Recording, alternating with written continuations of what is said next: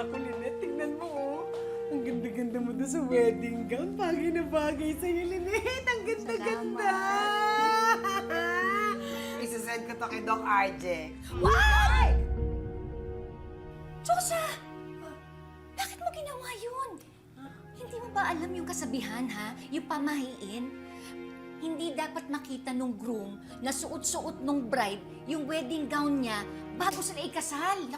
Oo nga po, di ba malas po yun? Tawagan muna si Annalyn.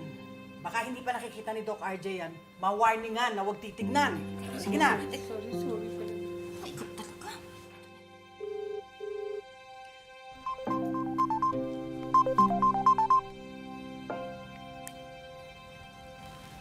Hello po, Nay. Anak, pwede mo bang kunin yung cellphone ng tatay mo? Pero Lynette, kailangan mo yung cellphone ko? RJ, kasi si Jose, meron kasi siyang sinend na picture sa'yo na dapat hindi mo makita. Kasi diba, may pamahiin na dapat hindi makita ng groom na suot-suot nung magiging bride na yung wedding gown bago sila ikasal. Kasi daw, sabi nila malas daw yun. Naku, Doc, pasensya na po. Next time lang. At dahil sa excitement mo, tita, baka hindi pa matuloy yung kasal.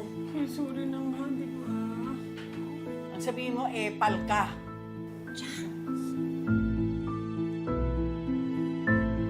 Nay, ano po yung sinasabi ni Diwa na baka hindi po matuloy yung kasal? RJ, nakita mo na ba yung picture? Hindi pa. Pero now that you mention it, Lynette, I'm interested to see. Ay, Tay, Huwag na nga po. Wala naman pong masama kung makikinig po tayo sa pamahiin na yan. Tagal-tagal ko po kayang inantay itong kasal na to, kaya hindi pwedeng hindi po ito matuloy. Dapat, antayin nyo na lang po yung wedding day nyo ni nanay para makita niyo yung wedding gown niya.